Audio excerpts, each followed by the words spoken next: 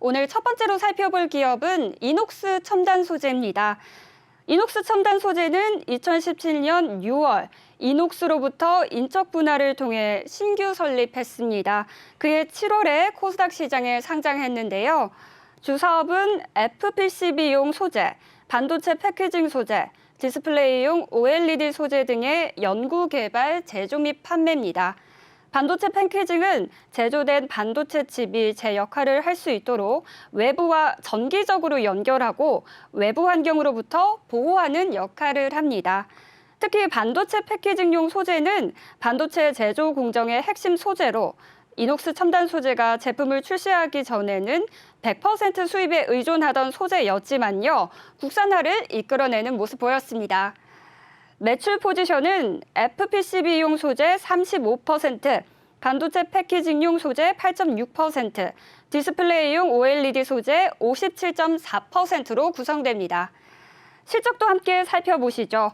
지난해 이녹스 첨단 소재의 3분기 연결 기준 매출액은 3,451억 원, 영업이익은 643억 원, 당기순이익은 558억 원을 기록했습니다. 매출액은 943억 원 증가했고 영업이익과 당기순이익이 2배 이상 증가하면서 큰 폭의 증가세로 호실적 기록한 바 있습니다. 이렇게 이녹스 첨단 소재 기업 정보 살펴봤는데요. 어떤 공시 우리 알아볼 수 있을까요, 대표님? 네, 바로 어제였습니다. 이녹스 첨단 소재 매출액 또는 순이익 구조의 30% 이상 변동 공시를 제출했는데 내용을 살펴보도록 하겠습니다. 회사가 30%의 손익 구조의 변동을 초래할 때 반드시 해야 되는 공시인데요. 대규모 법인에 해당될 경우는 15%가 변동이 된다면 이 공시를 하는 겁니다. 재무제표의 종류입니다. 연결 재무제표인데요. 내용 살펴보도록 할게요. 매출액은 직전 사업년도 3,362억 대비 44.9%가 증가한 4,872억을 기록했고 영업이익은 438억에 120.8%가 증가한 967억 원, 당기순이익은 무려 218.4%가 증가한 803억 원을 좀 기록했습니다. 실적적인 측면에서는 사상 최대의 실적, 어닝 서프라이즈라고 해도 무방한데 이미 3분기에 4분기에 어떤 실적이 예측됐기 때문에 사실상 주가의 부분은 선반영됐다고 좀 볼 수 있습니다. 내용 좀 더 보도록 하죠. 네. 회사는 매출액 또는 손익 구조의 이 변동 원인에 대해서 고객사의 OLED 수요 증가에 따른 소재 매출 증가와 이익률 개선에 따라서 순이익이 크게 증가됐다라고 밝힌 바 있습니다. 여기서 고객사의 OLED는요, 이 대형, 중소형 폴더블 폰 이쪽에 이제 들어가는 수요인데 전체 매출 포지션이 아까 우리가 보는 게 한 57.4%가 OLED 관련된 소재에 좀 들어가 있죠. 그런데 저는 이 반도체형 패키지 부분이 8.6%, 여기서 나왔던 어떤 매출 비중이 올해 2022년도에 좀 더 부각된다는 측면에서는 추가적인 어떤 실적이 좀 더 예상되는 어떤 상황입니다. 내용을 좀 더 보면 외부 감사인의 감사가 종료되지 않았기 때문에 감사 결과에 따라서 내용은 좀 바뀔 수 있다. 즉 감사 보고서의 어떤 이 의결 과정에서 재무제표 좀 바뀔 수 있는데 이건 어떤 회사나 다 동일한 것입니다. 네. 네, 대표님. 근데 저는 이 반도체 기업이 나오니까 좀 반가운 마음이 있어요. 네. 작년 연말부터 이번 초까지 반도체 기업의 실적이 굉장히 좋은 모습이었잖아요. 네. 그래서 굉장히 반가운 모습이었는데 이 이녹스 첨단 소재가 반도체, OLED 소재 등의 연구 및 개발이 주력인데요. 올해 전망은 어떻게 보시나요? 일단은 지금 OLED 부분에 OLED 관련된 소재 부분의 매출 포지션, 매출 증가액이 좀 컸습니다. 근데 사실상 지금 이 반도체 패키지용의 어떤 소재 이 수요가 사실 2022년도 올해부터 2023년도 한 5년도까지는 차량용 이 반도체 수급 증가에 따른 패키지의 어떤 증설, 이 수요 증가에 따라서 공급량이 좀 사실상 못 따라오고 있죠. 저는 이 파이가 좀 더 증가가 된다면 OLED 이 특수 효과에 따라서 오히려 실적적인 어떤 측면이 좀 배가 되지 않겠는가. 지금 사상 최대 실적을 달성했던 이 배경에는요, 지금 LG 디스플레이의 이 TV용 패널 공급이 좀 증가됐고, 두 번째, 신규 아이폰, 삼성전자 폴더블 스마트폰의 어떤 판매 호조, 마지막으로는 이 중국향의 중소형 부품 관련된 소재의 이 판매 증가인데, 여기서 좀 빠졌던 부분은 패키지용입니다. 사실상 저는 주목되고 있는 부분이 2022년도 이 올해 상반기에 이 반도체 패키징의 어떤 이 매출 파이가 좀 더 비효율적인 부분으로 좀 커진다면 올해도 견고한 실적을 좀 나타내지 않을까 예상해 봅니다. 네, 올해도 견고한 실적을 기대해 본다는 말씀해 주셨는데요. 근데 이 이녹스 첨단 소재, 증권업계에 따르면 이녹스 첨단 소재 현재 주가가 저가 구간이다라는 이야기 많던데 대표님 생각은 어떠신가요? 그렇죠. 지금 이 주당 가치에 대비해서 이 현재의 시가가 현재 좀 낮았다. 즉 저평가 국면이라는 이 기사는 우리가 좀 많이 봤고 이 증권사의 리포트를 좀 보더라도 이녹스 첨단 소재의 경우에는 회사의 어떤 성장 가치 대비해서는 오히려 주가 배분 수익률이 좀 현재 좀 떨어진다. 적정한 가액으로 좀 예상됐던 부분이 한 15배를 예상해서 목표 주가는 한 5만 원대, 뭐 중후반으로 좀 예상하는 그런 리포트들이 사실 좀 많아졌거든요. 저도 이 부분에 좀 동의를 하는 게 이녹스 첨단 소재의 경우에는 오히려 2021년도에 어떤 이 주가의 실적, 회사의 어떤 성장 실적 대비해서 오히려 주가의 상승폭이 그렇게 좀 크진 못했다라는 좀 아쉬움은 좀 있었는데 저는 반드시 회기적 관점에서는 이녹스 첨단 소재의 어떤 적정 주가는 따라올 것이다. 즉 상승 여력은 충분하기 때문에 저는 무조건 이 조정 시 매수 관점이 맞지 않겠는가 보고 있어요. 네, 대표님. 지금 전체 이 주가 수익 비율이 한 15배라고 지금 적용하고 있는데 단순하게 어떤 시장 상황, 지수의 어떤 변동 흐름에 따라서 낙폭 과대 구간이기 때문에 주가가 빠졌다고 하더라도 회사는 성장성이 완연하고 2022년도에도 실적의 어떤 상승 기조를 좀 유지해 간다면 충분히 그 차익에 대한 갭은 메꿔질 것으로 좀 예측하고 있기 때문에 이런 관점에서 오히려 매수의 기회를 좀 봐도 괜찮다. 어떤 측면이냐면 올해도 이 삼성 디스플레이의 어떤 QLED 관련된 이 공급 호조가 좀 있고요. 두 번째, LG 디스플레이의 이 패널 확대 부분들도 좀 지속될 것이다. 그러니까 견고한 OLED 이 소재 관련된 매출 파이는 증가될 것으로 좀 예상하고 여기에 부가적인 부분은 전 반도체 패키지용 이 부품 소재의 매출이 좀 더 확장된다면 올해도 실적은 좀 기대해도 괜찮지 않을까 예상해 봅니다. 네, 올해 실적 예상해봤을 때 괜찮을 것 같다 이런 얘기 해주셨는데 네. 투자 전략 어떻게 세워보면 좋을까요? 지금 차트를 좀 보면 오늘 0.6% 49,100원에 좀 이 하락을 했는데 지금 좀 애매한 부분이 사실상 지금 48,000원을 보여지는 지지선 상단에 주가가 좀 위치하고 있다는 건데요. 주가는 좀 위치해 있는데 지금 일봉상의 어떤 주가의 흐름을 보면 지속적인 우상향 패턴에서 주가 흐름을 좀 가져온 건 맞는데 사실상 상승폭이 그렇게 타 2차전지 어떤 소재 이 핵심 부품사들에 대비해서는 그렇게 크게 상승한 것으로 좀 보여지지 않는다는 거죠. 즉 지금 시장의 상황은 안 좋기 때문에 낙폭과대에 따른 영향은 충분하겠지만 이녹스 첨단 소재의 경우에는 2025년도까지는 견고한 실적적인 측면은 충분히 우리가 유지해야 된다는 관점에서는 보유자 관점에서 의견은 48,000원이 이탈되지 않는다면 보유가 맞고 만약에 48,000원이 이탈된다면 부분적인 물량을 좀 정리해서 추세 하단에서 다시 매수하는 것을 좀 권고드릴게요. 자, 매수하기 좋은 타이밍은 저는 이 부분으로 봤습니다. 지금 44,000원, 44,000원에서 48,000원 구간, 44,000원에서 48,000원 구간은 1차 매수 이후 구간, 포트 비중 5%의 분할 매수 의견을 좀 제시해드리고 42,000원에서 44,000원 구간은 적극적 매수 구간, 포트 비중 10%의 추가 분할 매수 의견을 제시해드리겠습니다. 네, 1차 매수 구간 44,000원에서 48,000원, 포트 비중 5% 분할 매수 의견 주셨습니다. 그리고 적극적 매수 구간으로는 42,000원에서 44,000원 말씀해 주셨습니다. 네, 이렇게 첫 번째 기업 이녹스 첨단 소재에 대해서 알아봤고요. 두 번째 기업 살펴보도록 하겠습니다. 두 번째로 살펴볼 기업은 명성 TNS입니다. 명성 TNS는 2001년에 설립이 됐고요. 2018년 코스닥 시장에 상장했습니다. 주사업은 2차 전지 분리막이고요. 제조 설비의 제조 및 판매입니다. LCD 편광필름 소재 생산 설비, 2차 전지 소재인 분리막 생산 설비, 기타 OLED 생산의 후공정 설비 등을 장비를 제공하고 있습니다.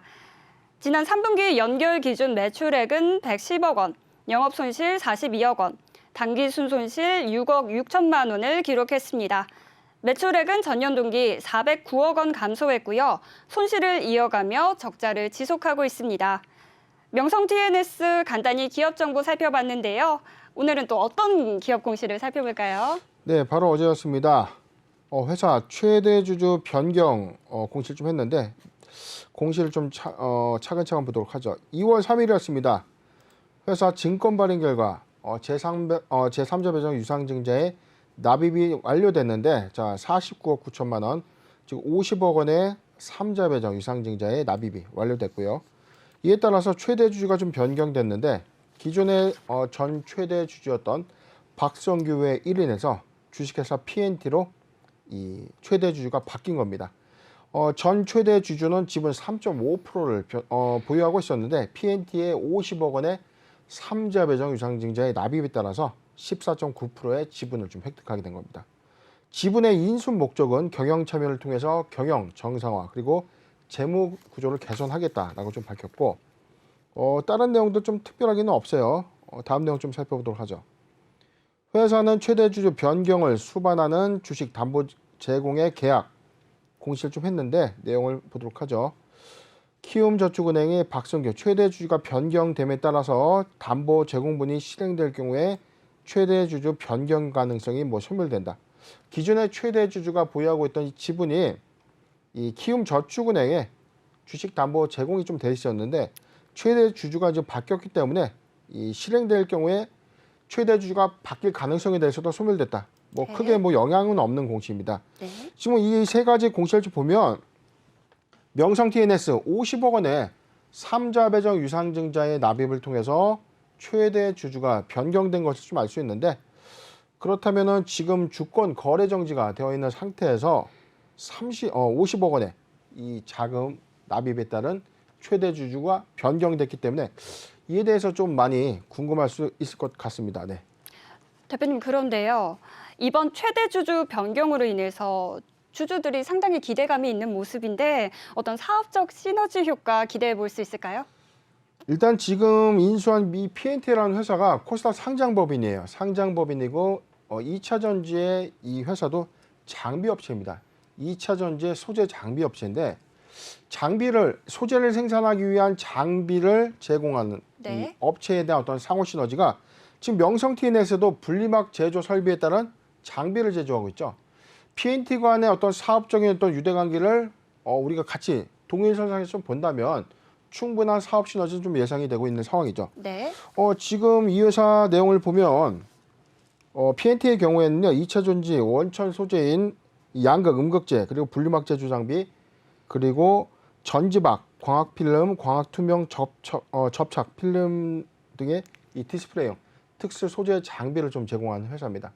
지금 명성 TNS는 분리막 관련된 장비 부분인데 만약에 이 사업 시너지적인 어떤 측면에서 결합돼서 본다면 명성 TNS와 갖고 있는 거래선과 이 PNT가 갖고 있는 이 거래선의 어떤 동일 융합으로 본다면 충분한 사업 시너지는 좀 있는데 저는 사실 좀 다르게 생각해요. 뭐냐면 50억 원에 대한 어떤 자금을 명성 TNS에 좀 제공을 했고 이에 따라서 지분 14.9%를 획득은 했지만 지금 사실 납입 금액이 크다고 볼 수는 없거든요. 50억 투자해서 회사의 어떤 적극적인 어떤 시너지가 나올 것이다. 이렇게 예고하기에는 조금은 의문감이 좀 갖고 있는 것이 좀 사실입니다. 네, 그런데요. 현재 경영진에 대해서는 투자자들의 불안감이 조금 있는 모습이에요. 명성 TNS 현재 상장 적격성 심사 대상에 올라가 있는데 이 심사 전망은 어떻게 보시는지 궁금하네요. 일단은 지금 명성 TNS의 경우에 지금 최대 주주의 변경에 따라서 기대감을 갖고는 있겠지만 중대한 포인트는 이 회사가 왜 주권거래 정지가 됐는지 히스토리가 좀 중요하거든요.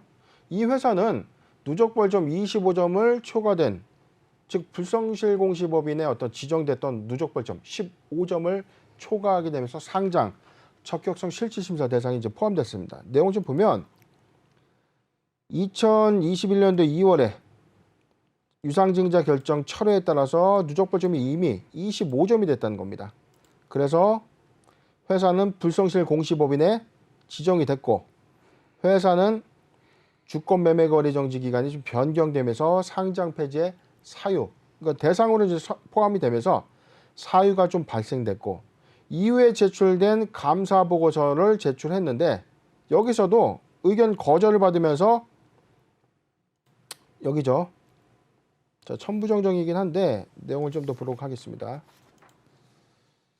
지금 보면은 2020년 3년도에 이 감사 보고서는 의견 거절에 좀 해당됐고 전체적인 50% 법채손 누적에는 해당이 안 됐고 영업손실의 부분에 해당이 안 되는데 불성실 공시법인의 지정에 따른 이 누적벌점 초과에 따라서 적격성 실질심사 대상에 좀 포함됐다가 감사보고서 제출 의견 거절에 따라서 추가 형식적 상장 폐지 사유까지 좀 들어온 상이었죠.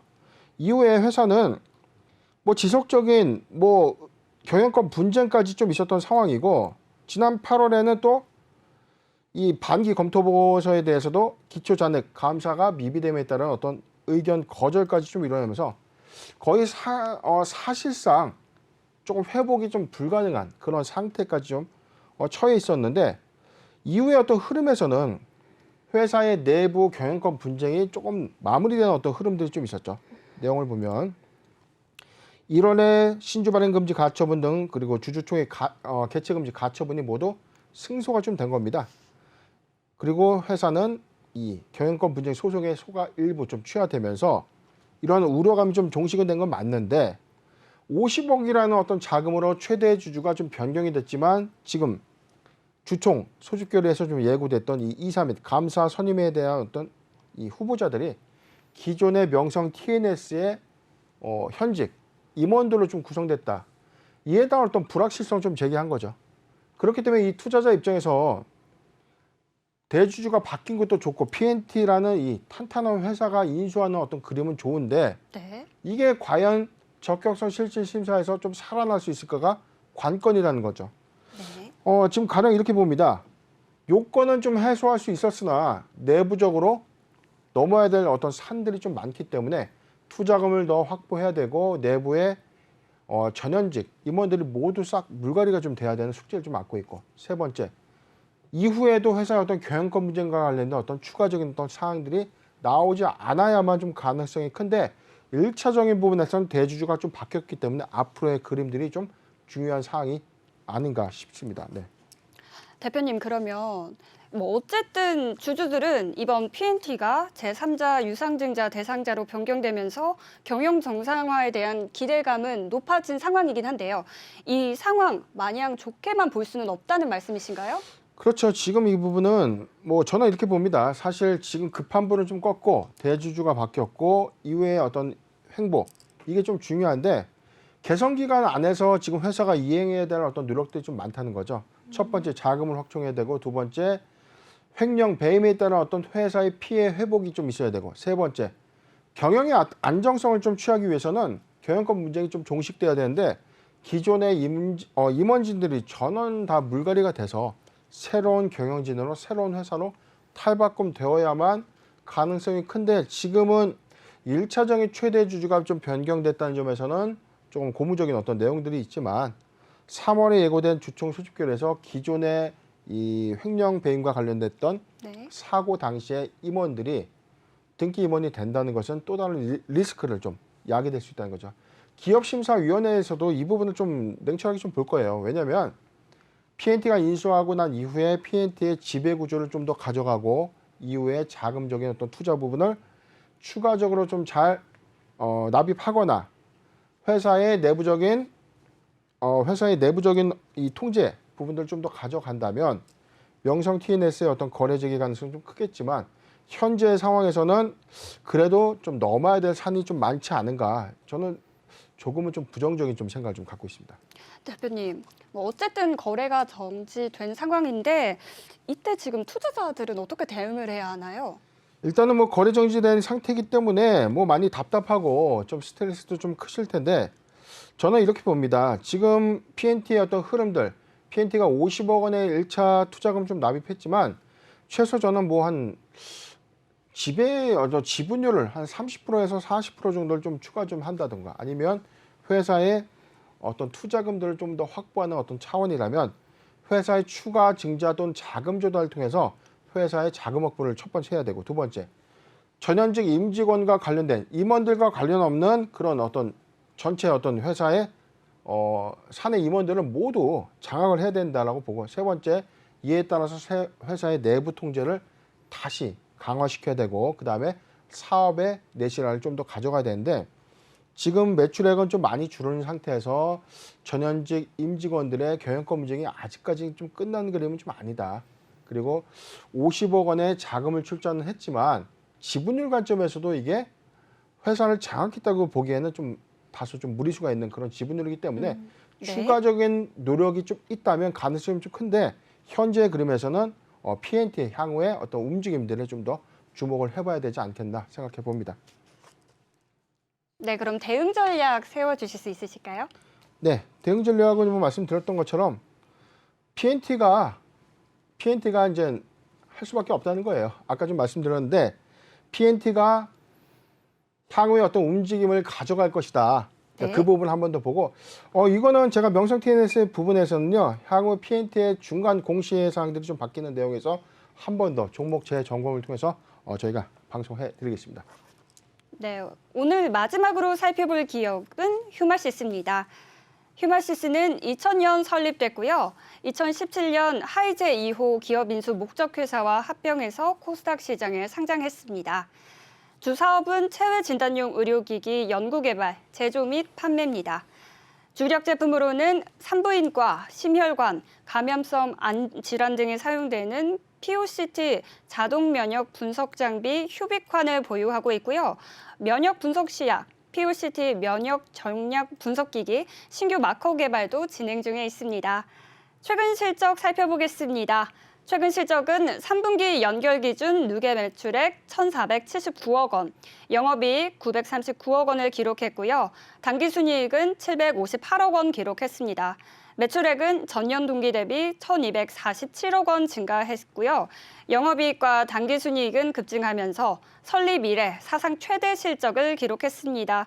이렇게 휴마시스 기업 정보 알아봤고요. 휴마시스 오늘 어떤 공시 알아볼까요? 네, 바로 어제였습니다. 회사 실적 발표를 좀 했는데 매출액 또는 손익구조 30% 이상 변동 공시가 있었는데 내용을 좀 보도록 하겠습니다.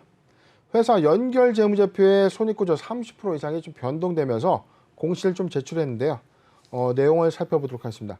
직전 사업년도 매출액이 457억이었는데 무려 604%가 증가한 3,218억 원의 매출액을 기록했고, 영업이익은 660%가 증가한 1,927억 원, 당기순이익은 무려 616%가 증가한 1,499억 원의 실적을 좀 달성했습니다. 이 실적 증가함률로만 따진다면 어마어마한 호실적을 좀 기록을 한 거죠. 자, 내용을 좀 보도록 하겠습니다. 매출액 또는 손익구조의 변동 원인에 대해서는 해외 수출의 큰 폭의 증가가 좀 있었다.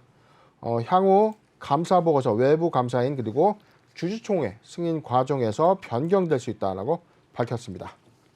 네, 우리가 마스크 대란을 불과 2년 전에 겪었는데요.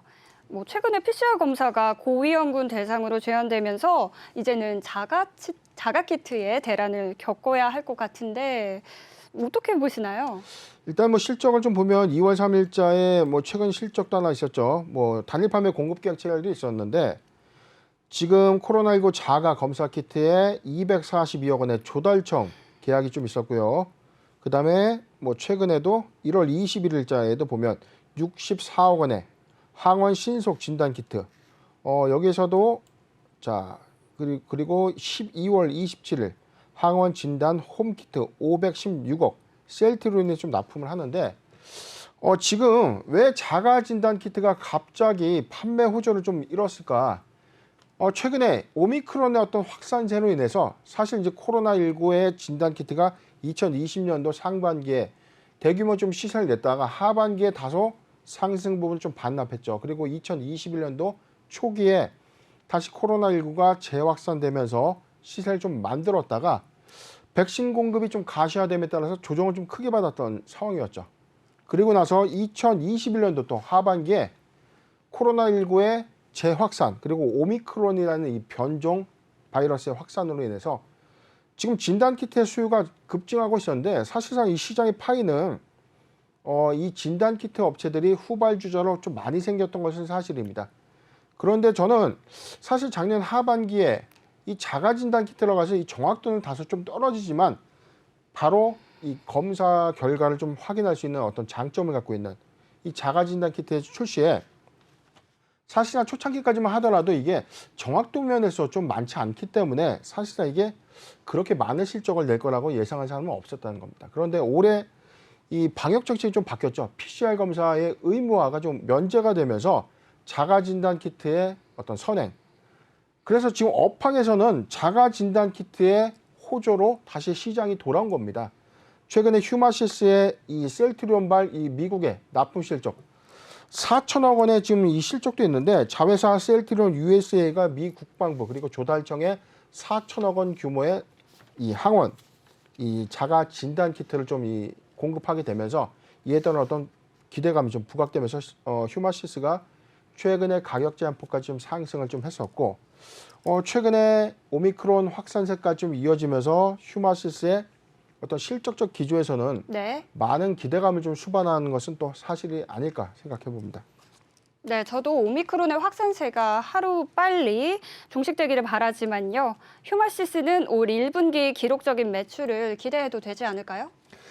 지금 뭐 사실상 2021년도에 뭐 사상 최대 호실적을 좀 기록했고 올해 1분기에도 이 PCR 검사 대체 수단에서 자가 진단 키트가 좀 필수화가 되면서 오히려 없어서 못 파는 공장이 캐파를 크게 뭐 풀캐파로 좀 돌린다고 하더라도 수요를 좀 못 맞춘다는 어떤 설이 좀 돌 정도로 1분기 실적 실적 부분에서는 오히려 직전 사업년도에 1분기 실적보다는 훨씬 더 좋은 호실적을 좀 저는 좀 조심스럽게 한번 기대해 보는데 오늘 뭐 주가를 좀 보면 지금 휴마시스의 경우에 자 보면 오늘 마이너스 26%좀 사실상 상승폭을 이제 크게 반납한 어떤 흐름 실적 발표 이후에 오히려 좀 의아함을 좀 가져갈 수밖에 없지 않습니까? 오히려 장사를 매우 잘했고 회사에 좋은 내용이 있었음에도 불구하고 오히려 주가의 흐름은 좀 반대의 어떤 양상을 좀 가는데 네. 이건 어떤 재료의 어떤 소멸 관점보다는 학습 효과로 좀 인식해야 되는 것이 맞다. 뭐냐면 휴마시스 같은 경우는 진단키트라는 이 코로나19 테마주입니다. 2020년도 상반기 그리고 2021년도 상반기 그리고 하반기까지 이어지면서 낙폭을 크게 가져가면 가져갈수록 상승 부분이 반납되는 저점까지 내려온다면 오히려 회복이 좀 둔화되거나 좀 마음고생을 할 수밖에 없는 그런 학습 효과가 좀 있었기 때문에 이번에도 호실적을 기록은 했지만 그래도 이 진단키트의 어떤 매기 테마의 어떤 시세가 좀 꺾이면 충분히 좀 조정을 받을 수 있을 것 같다라는 어떤 이 불안감들이 좀 반영된 겁니다. 그래서 이 차익 실현 매물이 지금 반영된 구간에서 지금 뭐 35,000원 지지선까지 좀 이탈된 흐름인데 지금 이 휴마시스를 좀 보더라도 1분기의 어떤 실적적인 측면을 우리가 고려했을 때 저는 1분기에도 충분한 호실적 좀 예상을 해봅니다. 근데 실적과 다르게 이 진단키트에 관련된 이 코로나19 테마군의 영향을 좀 받기 때문에 실적 수반과 좀 관계없는 주가의 흐름들이 언제나 나올 수 있기 때문에 반드시 지지선 대응을 좀 해야 되는데 좀 차트 제가 좀 분석을 좀 할게요. 지금 35,000원은 좀 이탈됐기 때문에 팔아야 되는 어떤 차트는 맞아요. 그래서 오늘 35,000원 지지선 무너지기 때문에 오늘 급락 나온 겁니다. 25,450원에 지금 종가가 지금 마감이 됐는데 지금 이 구간이죠. 24,600원, 24,600원이 만약에 이탈된다면 주가는 25,000원까지 좀 밀릴 수 있는 가능성이 큽니다.